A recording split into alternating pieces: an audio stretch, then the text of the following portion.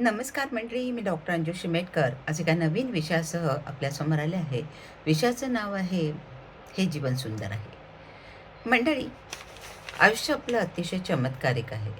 माणसाला जेव्हा जे घडावं वाटतं त्यावेळेला ते घडतंच असं नाही, आणि ज्यावेळेला जे नको असतं ते मात्र अचानकपणे आपल्यापुढे दत्तम म्हणून उभं राहते. असं खूप अनुभव आपल्या आयुष्यात येतात. बघा ना मंडळी, आपण असं ठरवतो की काही नाही, मी पूर्ण माझा आत्मविश्वास एकवटणार आहे. आता मी एकत्रित करणार आहे आणि मी येणाऱ्या प्रतिकूल परिस्थितीला अतिशय स्ट्रॉंग पद्धतीने मी तोंड देणार आहे. असं मी मनोमन म्हणते, मी ठरवते आणि अचानकच असं होतं, माझा आत्मविश्वास बळकट झालेला असतो, पण समोरची जी प्रतिकूल परिस्थिती असते ती अचानकच नाहीशी झालेली असते. पण जेव्हा मनोमन अगदी ठरवतो, की आता नाही बाबा काही खरं नाही, मी आता हारणार आहे, माझं शक्य नाही. त्यावेळेलाच अचानक एखाद्या निसटत्या क्षणी विजयाची माला तुमच्या गळ्यात पडते आणि तुम्हाला आश्चर्याचा सुखद धक्काही बसतो. आपल्याला जेव्हा मदतीसाठी एका नितांत किंवा संभाषणासाठी एका अ, म,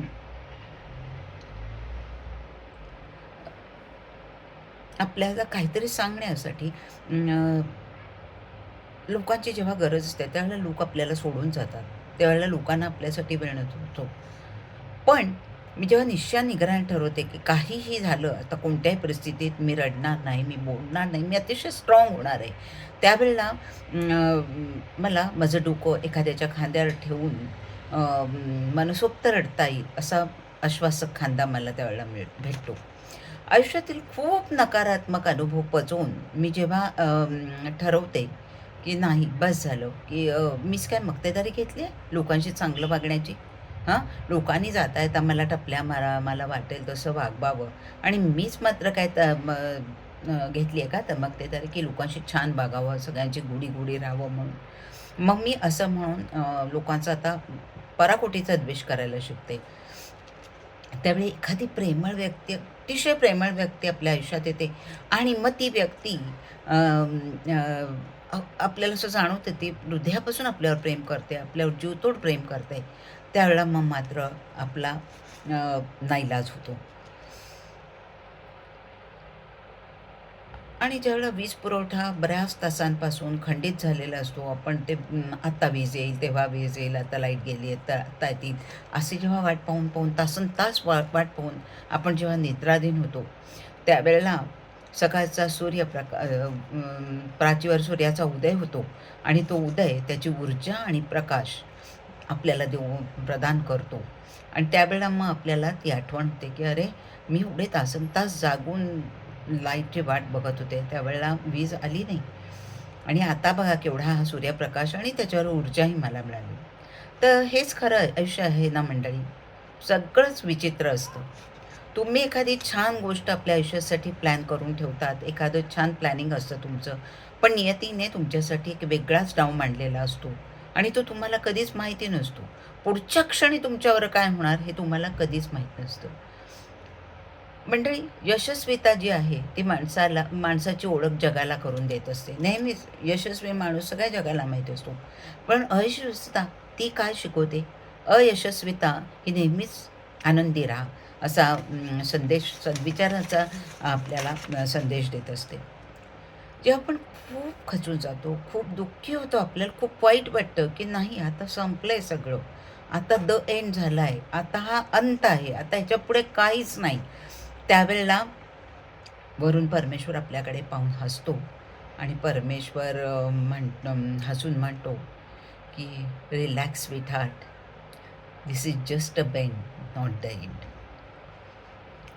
मंडळी, इटालियन ॲक्ट्रेस सोफिया लॉरेनच्या सुंदर वचनांचा हा मी केलेला वरच्या गोष्टींचा स्वैरानुवाद होता. पण खरंच आपलं जीवन आहे ना, हे असंच विचित्र पद्धतीने नटलेलं आहे. आणि पुढच्या क्षणी जीवनात, पुढच्या क्षणी मी आत्ता इथे काहीतरी करतीये, मी काहीतरी आनंदात आहे. पुढच्या क्षणी माझ्या आयुष्यात अजून काय आहे हे मला माहिती नाही आहे. आणि म्हणूनच ठेविले अनंते तैसेची राहावे, चित्ती असू द्यावे समाधान. ह्या गोष्टीचा आपण अंगीकार केला पाहिजे. ही गोष्ट आपण नक्कीच शिकली पाहिजे, की आपल्याला आपली नियती, आपली डेस्टिनी, तिने आपल्यासाठी काय प्लॅनिंग करून ठेवलं आहे, ती आपल्यासाठी काय विचार करते आहे, हे तुम्हाला, मला, कोणालाही कधीच कळत नाही. कारण ज्यावेळेला आपण पूर्णत्वाने हरलेलो असतो, त्यावेळेलाच एखादी चांगली पॉझिटिव्ह घटना आपल्या आयुष्यात घडते किंवा एखाद्या शिखरावर असताना सुद्धा एखाद्या अशी काही गोष्ट आपल्या आयुष्यात घडते, की आपल्याला सेटबॅक बसतो.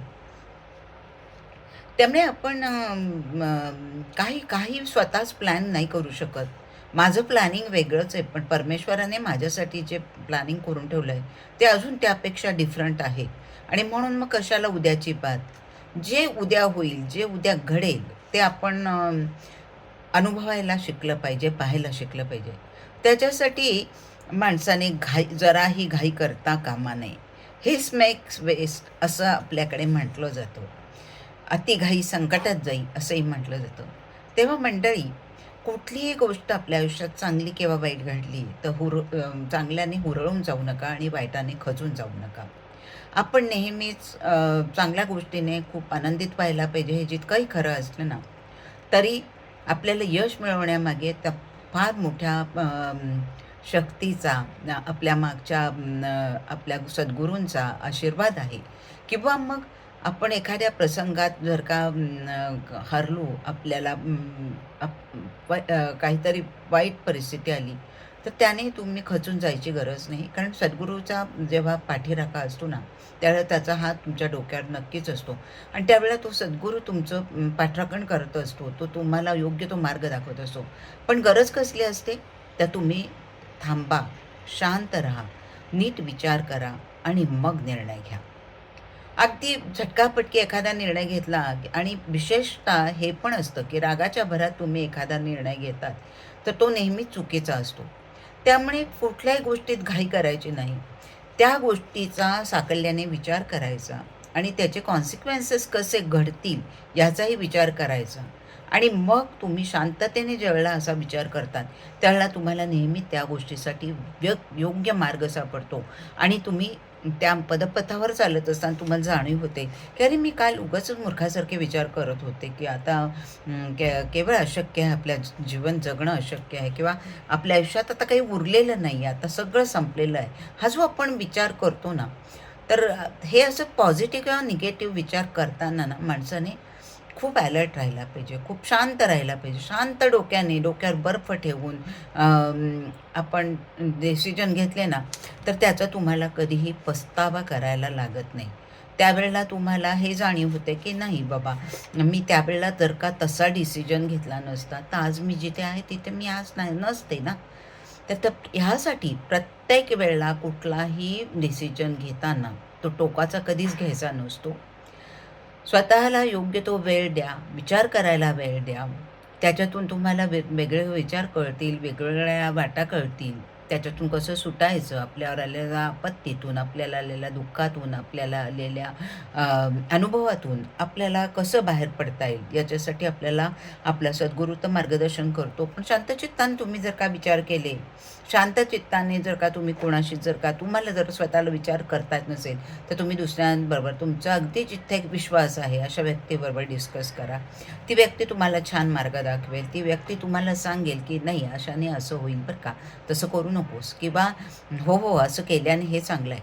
तर प्रत्येक वेळेला शेअरिंग इज केअरिंग हे नेहमी लक्षात ठेवायचं आणि प्रत्येक वेळेला कुठलीही गोष्ट करताना आपण पॉझिटिव्ह ॲटिट्यूडने केली पाहिजे, हे तितकंच महत्त्वाचं आहे. नेहमीच रडकेपणा ठेवता कामा नये. नाही, हे मला जमणारच नाही, हे मला येणारच नाही किंवा माझ्या नशिबात हे नेहमी असंच होतं किंवा मी हे टॅकलच करू शकणार नाही.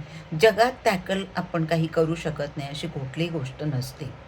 त्याला फक्त असते समजून घेण्याची गरज. शांततेने ती गोष्ट तुम्ही जर का तिचं समजून घेतली, ती जाणून घेतली, तर मग प्रत्येक गोष्टीत अवघड असं काहीच नाही आहे ना. त्यामुळे अतिशय शांत डोक्याने आपण आपला डिसिजन घ्यायचा असतो. प्रत्येक वेळा शांततेने विचार केला तर तुम्हाला एकाच प्रश्नाला 100 उत्तरं मिळू शकतात. आणि तुम्हाला पुढचं जेवण अधिक सुकर होण्याच्या दृष्टीने त्याचे फायदे पण होऊ शकतात. हे तुमच्या खूपदा लक्षात आलं असेल. पण तरी माणसाचा जात्या स्वभाव आहे. तो जर का चिडला तर तो इतके टोकाचे निर्णय घेऊन बसतो, की त्याचा त्याला पश्चात्ताप करण्याची मग नंतर वेळ येते. म्हणून मंडळी नेहमी लक्षात ठेवा, अति घाई संकटात जाईल. आणि म्हणूनच PMTच्या मध्ये मागे पूर्वी एक वाक्य नेहमी लिहिलेलं असायचं, मनावर ब्रेक उत्तम ब्रेक. आपण ब्रेक दाबायला शिकले पाहिजे. मन खूप चंचल आहे, ते फिरणार आहे, ते तुम्हाला 10 वेगवेगळ्या गोष्टी दाखवणार आहे. एकातून 10 प्रॉब्लेम कसे निर्माण होतात हेही ते तुम्हाला दाखवतो. तर अशा वेळेला आपल्या मनाला ब्रेक दाबणं, त्याला आवर घालणं हे खूप गरजेचं असतं. आणि ज्यावेळेला तुम्ही हे त्याला आवर घालणं शिकता, आणि किंवा ज्यावेळेला तुम्हाला अशी काही बैठक असते, आध्यात्मिक बैठक असते, ज्यावेळेला तुमचं काहीतरी सद्गुरूची तुम्हाला देणगी असते, त्यावेळेला तुम्ही प्रत्येक गोष्टीचा साकल्याने विचार करायला जातात आणि मग नंतर आपलं आयुष्य अतिशय सुंदर पद्धतीने घडल्यासारखं तुम्हाला जाणवतं. आणि ते जाणवण्यासाठी आणि तो जो एक क्षण असतो ना, तो खूप महत्त्वाचा असतो, की ज्यावेळेला तुम्ही चुकीचा निर्णय घेत नाही आयुष्यात. त्यामुळे अतिशय शांत डोक्याने, डोक्यावर बर्फ ठेवून म्हणतात असा तो डिसिजन घेणं खूप क्रमप्राप्त आहे आणि तसा तो घ्यावा. आणि मग तुम्हाला लक्षात येईल, की जगात अशक्य असं काहीच नाही आहे आणि मला अशक्य असं काही नाही आहे. कारण प्रत्येक व्यक्तीला परमेश्वराने त्याची त्याची कपॅसिटी दिलेली असते. म्हणून दिवाळीच्या शुभमुहूर्तावर आजपासून दिवाळी सुरू होते, त्याबद्दल आपल्या सगळ्यांना दीपावलीच्या शुभेच्छा. आणि मी एक संदेश देईल, की ज्यावेळेला केवेळेला तुम्हाला कुठल्याही परिस्थितीत एकदम डिसिजन घ्यायची वेळ आली, त्यावेळेला तुम्ही अतिशय शांततेने तो विचार करा, डिसिजन घ्या.